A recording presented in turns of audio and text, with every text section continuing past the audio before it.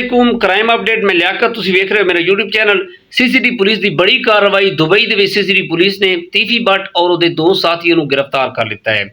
तीफी भट्ट कितने अरसे तो रुपोश आ दुबई दे विच और तीफी भट्ट नूं किहड़े एयरपोर्ट के जरिए पाकिस्तान ले आया जाएगा, मुकम्मल तफसील दे नाल डिस्कस करांगे। साडे चैनल सबसक्राइब करो, बैल आइकन बटन नूं प्रेस करो और वीडियो नूं शेयर। जी दोस्तों, 2 साल पहले अमीर बलाच टीपू ट्रक्कां वाला उसका मर्डर होया सी और ये दो नामजद मुलजिम सी, एक गोगी भट्ट सी और दूसरा तीफी भट्ट। इन्हां नूं इस FIR दे विच नामजद कीता सी ते ये जनाब दूसरे मुल्क फरार हो गए सी। तीफी भट्ट ने वीज़ा लगवाया और ये यूरोप चला गया सी और गोगी भट्ट भी दुबई चला गया। कार्रवाई जो तेज़ी नाल होने लगी तो जनाब गोगी भट्ट साहब ने वीज़ा लगवाया तो वो फिर पाकिस्तान आके अपनी बेगुनाही साबित करने लग गए।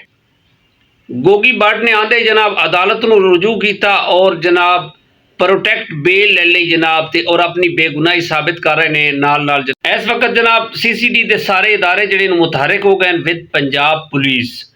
तीफी भट्ट का जो वीज़ा खत्म होया दुबई दे विच आके रुपोश हो गया। ग्लोबल टावर जिहड़ा ग्लोबल होटल है सी उस दे विच इन्हें रिहाइश रख ली जनाब और इन्हें अपने जिहड़े मोबाइल इन्हें वो ऑफ कर दिते। कोई इस तरह की उन्हें हैंकी पैंकी फोन ते नहीं की ताकि मेरा पता ना चल जाए।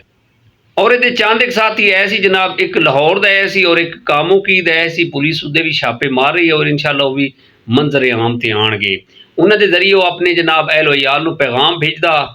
जी दोस्तों, गुजराले दे विच CCD इंचार्ज हैं खालिद वड़िया साहब है, इंटरपोल इंचार्ज हैं। इन्हां नूं टास्क मिलिया तीफी भट्ट और इस दे नाल दो और मुलजिम है सन, वो अलग केस दे विच मतरूब हैं CCD पुलिस नूं। अब खालिद वड़िया साहब गए ने दुबई और उत्थों का जिहड़ा कानून है उत्थों की जिहड़ी अपना पुलिस है उन्होंने नाल जनाब उन्होंने डिस्कस की और रेड की तैयारी की। इन्हां दे कोल है जिहड़े 3-4 मफरूर इश्तिहारी मुलजिम है सन, इन्हां दी फाइलां इन्हां दे कोल है सन खालिद वड़िया साहब कोल। उन्होंं दे नाल एक दो और सिविल दे विच अपना स्टाफ है सन और इन्होंने जनाब उत्थों की पुलिस लैके जिहड़ा टावर है ग्लोबल होटल उत्थे रेड किया। एक कमरे दे विच इन्हां 3 शख्स जनाब उन्होंने गिरफ्तार किए। देखा तो जनाब ये तीफी भट्ट है सी। इन्हां दी लिस्ट जो चेक की 1.5-2 साल पहले अमीर बलाच साहब का मर्डर होया सी और इस दे विच दो नामजद है सन, एक गोगी भट्ट है सी और एक तीफी भट्ट है सी, जिहड़ा जनाब मौके की मुनासबत नाल फरार हो गए सन और पुलिस दे हत्थे नहीं सी आ रही। फिर जनाब CCD का जो कयाम आया CCD हरकत आ गई और इन्हों का जो केस है वो CCD हैंडल कर रही है। तीफी भट्ट का अमीर बलाच साहब का जो और मुलजिम ऐसन गुजराले के जनाब और एक तीफी भट्ट है सी, इन्होंने जनाब हिरासत लिया गया और उस पुलिस का जो स्टेशन है मकामी उत्थे ले जाया गया। पाकिस्तानी टाइम के मुताबिक 12:33 है सन जिस टाइम खालिद वड़िया साहब ने जनाब इन्हों गिरफ्तार किया। ये इस टाइम जनाब दुबई पुलिस की हिरासत है। तीफी भट्ट और इहदे नाल जिहड़े दो और साथी है सन और पूछताछ हो रही है और इन्हों कल इंशाअल्लाह संडे है मंडे वाले दिन जनाब अदालत पेश किया जाएगा दुबई दे विच और इन्हां दा जनाब इंटरपोल के जरिए लाहौर ले आया जाएगा। और जिहड़े अपना साडे इदारे हैं CCD पुलिस और पंजाब साडे इदारे बड़े मुतहरिक होए ने।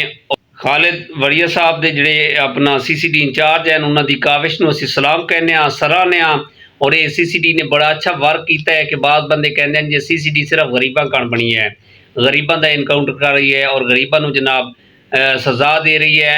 CCD पुलिस ने बड़ा वड्डा कारनामा सर अंजाम दिता है जनाब कि 2 साल पहले के जिहड़े कातिल हैं उन्होंने गिरफ्तार किया गया है और उम्मीद है इंशाअल्लाह इन्हों कैफे किरदार तक पहुँचाया जाएगा और बाद जो सानू सुनने चाह रहा हो सकता जनाब इन्हों के साथी इन्हों छुड़ाण आएंगे जदों ये पाकिस्तान आएंगे। उम्मीद है इन्हों जो गिरफ्तार करके ले आया जाएगा और इन्हों का जो इंसाफ होएगा और 1.5-2 साल पहले जो मर्डर होया सी उसका केस जो वाइंड अप होएगा। जी दोस्तों, साडे इस व्लॉग नूं लाइक करिया है और दूसरा कमेंट दे विच CCD के हवाले दे नाल इजहार राय लाजमी देना।